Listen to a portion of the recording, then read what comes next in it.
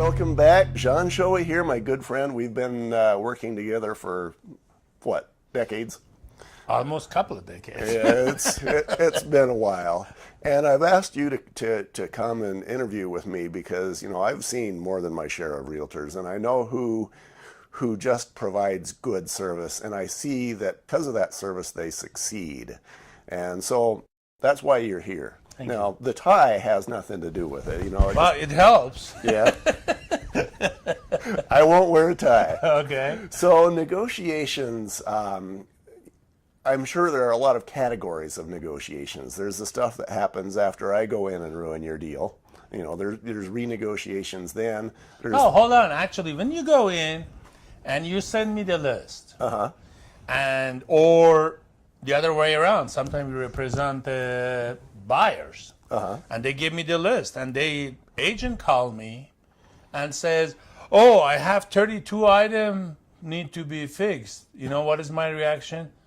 Wow. I don't say anything. I make myself, wow. I say that 2 or 3 times. I don't know what we're going to do. What do you think? I'll let the other agent tell me, because sometimes they want money.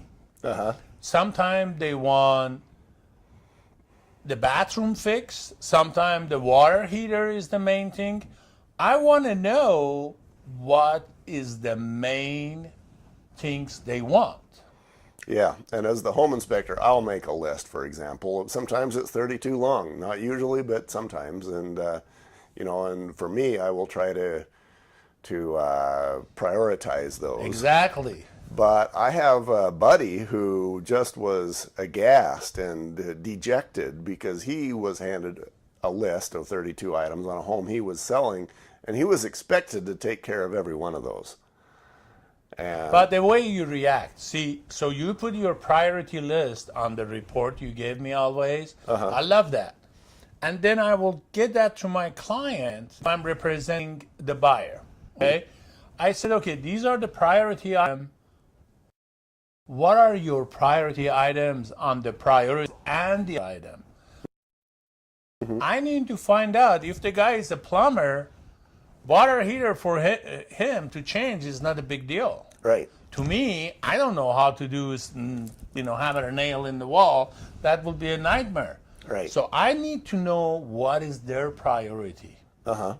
Once I know what the priority is, with that, I can go back to the seller agent and say, there are 58 items in this, there are 30 items, there's a lot of items, but these are the 2 items my client wants. You want to address them, great, or you give us X amount of dollar. And personally, I always suggest on the repair item, get the money. Because they made sure some guy, the buyer gonna come and say, this is the not right job. Right. You have another fight to start again. Yeah, and that's what I tell them too after, as a part of the home inspection is, let's say they have, I don't know, an asbestos issue. They might bring in the neighborhood teenager who just kind of scrapes it off with a snow shovel and creates a bigger problem. And, the teenager's bill might be $10, but the cost, of the cleanup to be done safely now just went up from, a couple $1,000s to 5. Yeah. I hear you. That's what I say. So, like, for example, for repair item, if you're a selling agent, be always surprised when you receive it. Make a couple of noises like, you're surprised there's that much problem.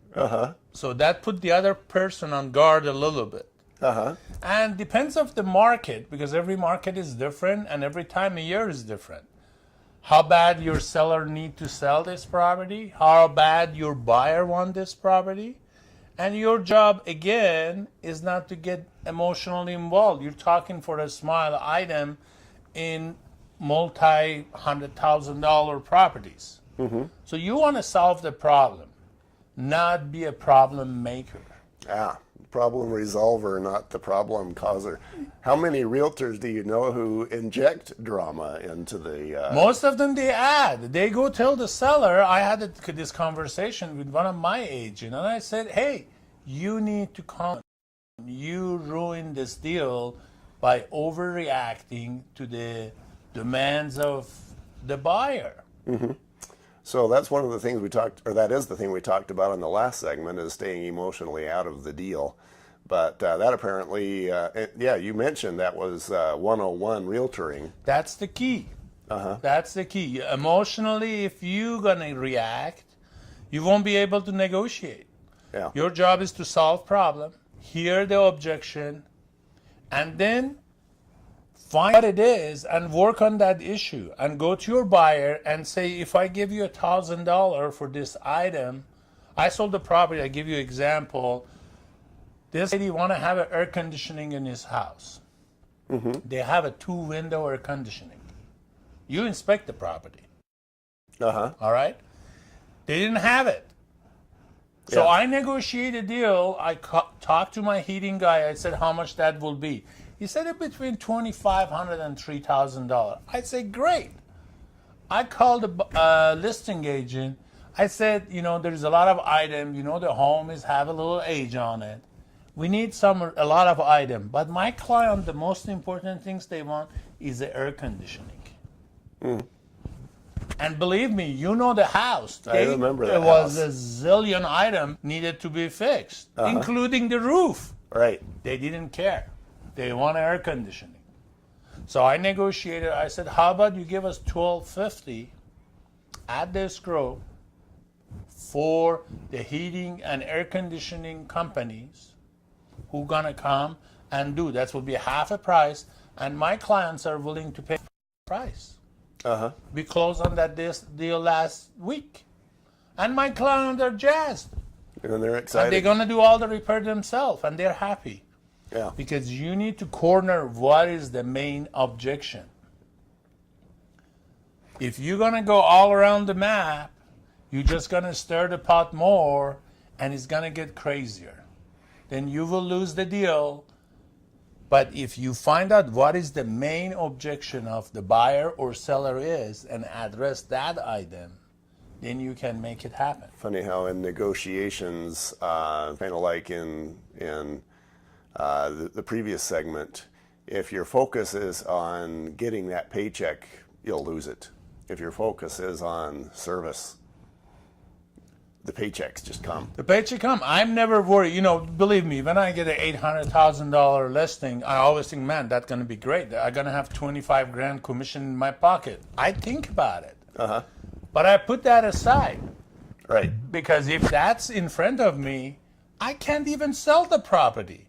I'm focusing on where's my money, rather than say how I'm going to market this property. Is my pictures are right?